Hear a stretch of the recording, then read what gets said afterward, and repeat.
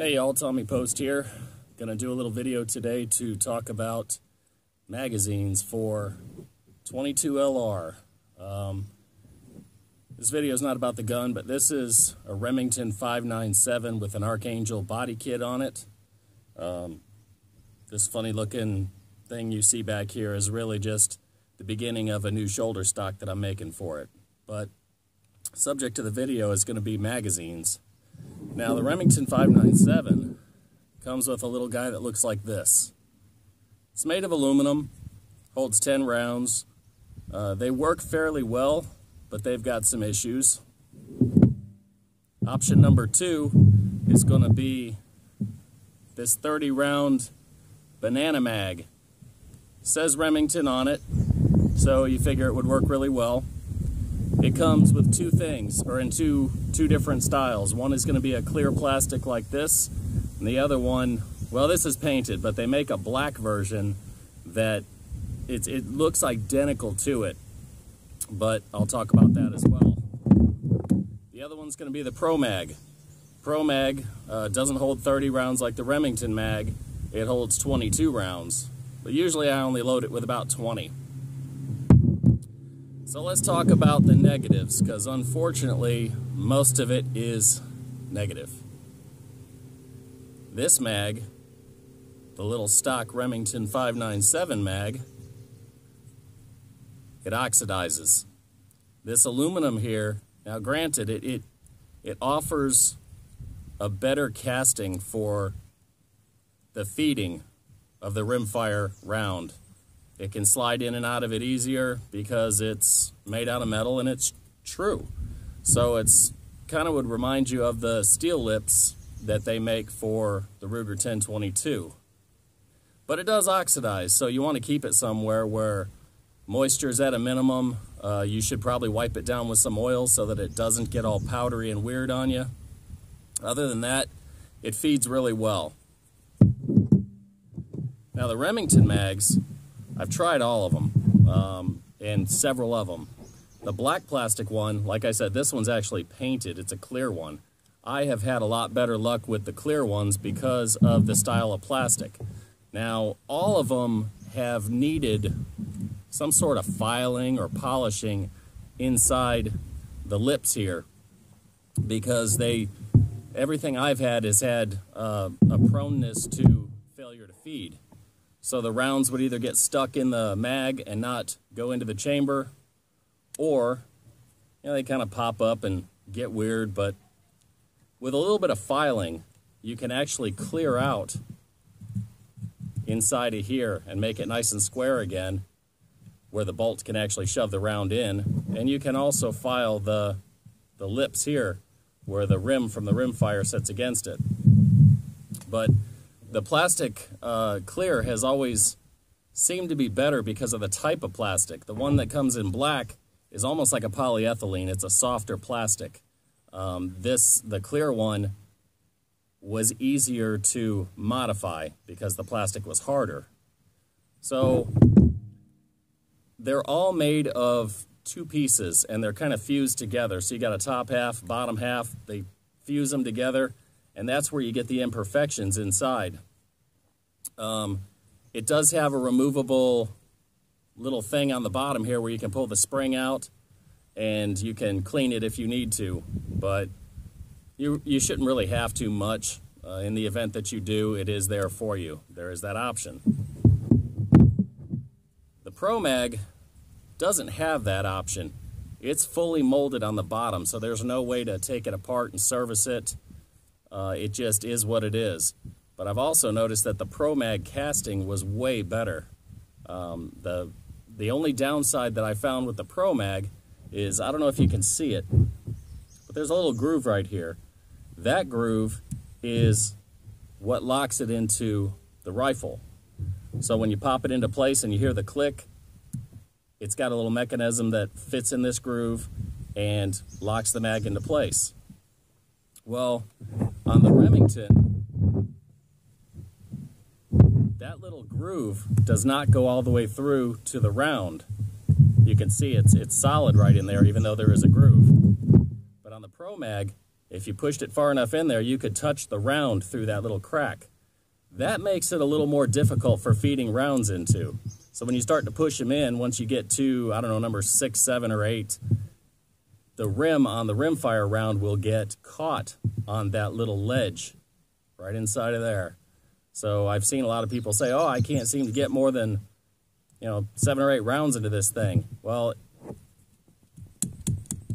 you have to do one of those numbers. Kind of smack it against your hand so that the nose of the bullet itself moves forward, and that basically keeps the rim away from that little groove.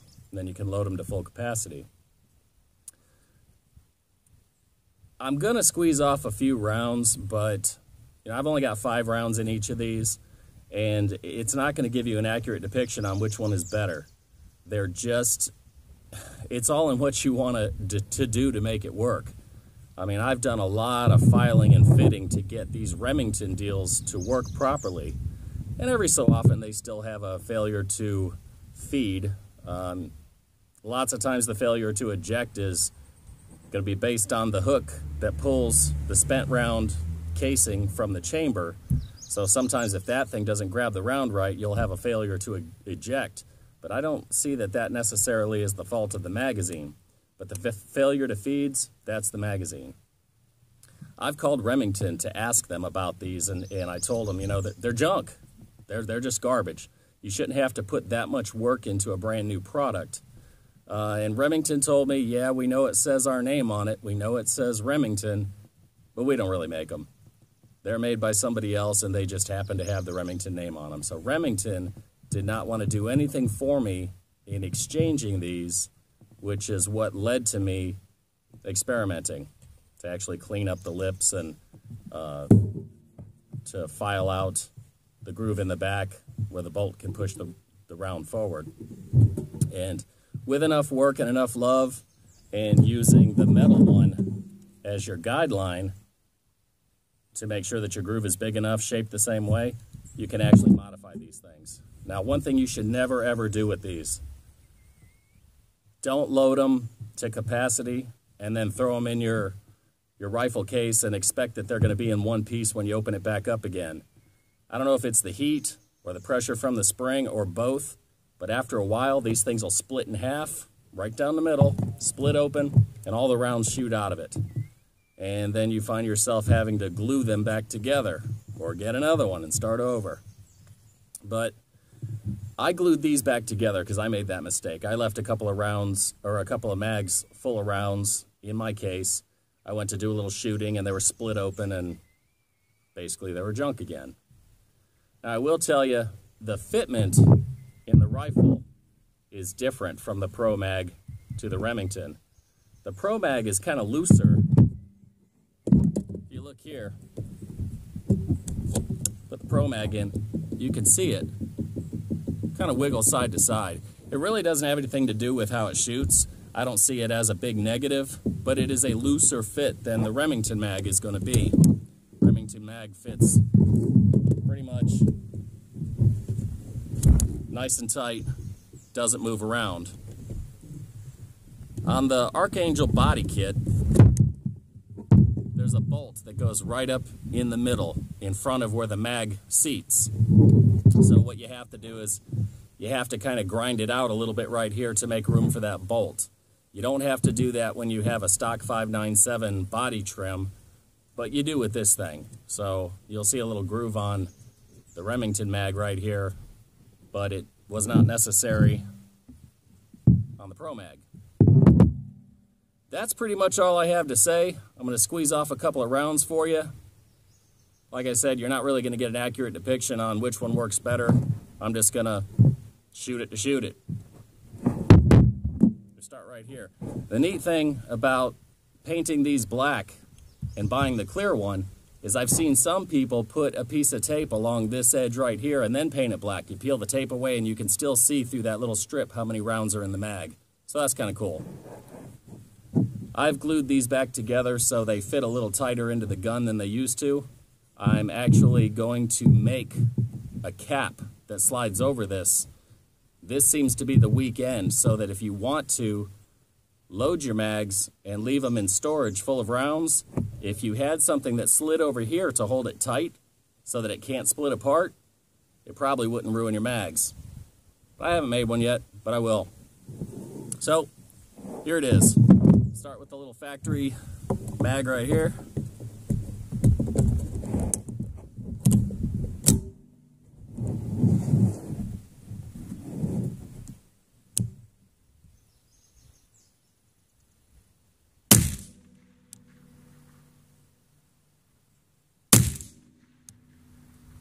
Man, that thing's pinpoint accurate.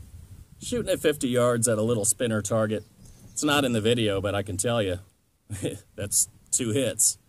But that's how these 22s are. Usually at 50 yards, you can get an excellent shot in, but once you start stretching out to 100 or beyond, there's a lot of elevation that you have to compensate for.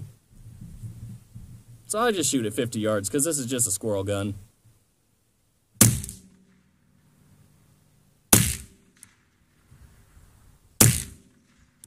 All right.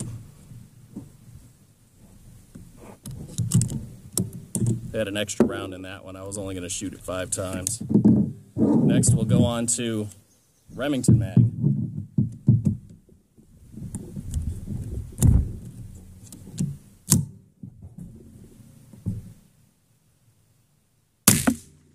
Shoo.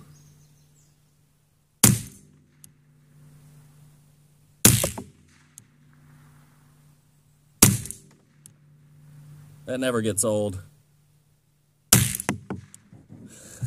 Love to watch that thing spin. Now, one thing I will tell you is this time it did. It left the bolt open on the last round, but that doesn't always happen with these aftermarket mags. That thing is not normally that tight. It's because I have crazy glue on it. A lot of times with the aftermarket mag, that thing will close, but you'll be on your last round, so you'll have to rechamber. Now the Promag. Kind of like the Promag. Seems to work pretty good. I haven't really shot a whole bunch of rounds through it, but what I have done has worked well.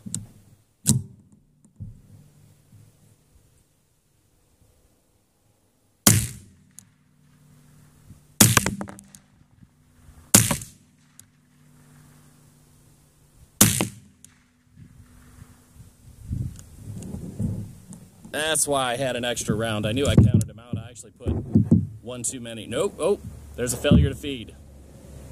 Promag failed to feed the last round. I've had that happen before, and I haven't gotten to massaging on this yet to see if I can correct it. But I'd assume it's probably something in the casting of the plastic, just like it was with the Remington mag. I'll probably file on it and see what I can do with it.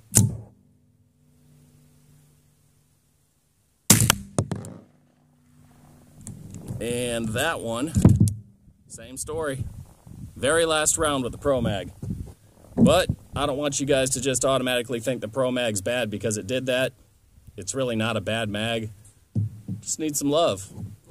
Well, anyhow, just thought I'd go ahead and share my thoughts and input on the Remington 597 options for magazines.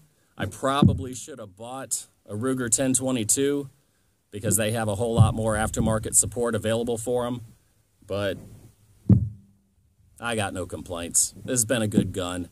And once my stock is finished, I'm not sure which way I'm going to go with it yet. I may do a turn down on the bottom, or I may do like a buffer tube thing with foam. I really don't know yet. But I'll get to it and may even do a folding stock. I don't know. But if y'all have the Remington 597, enjoy it, because I will tell you this, it's an extremely reliable gun, and it is, I don't know, it's consistent, it's very well built, and it shoots well. So, happy shooting.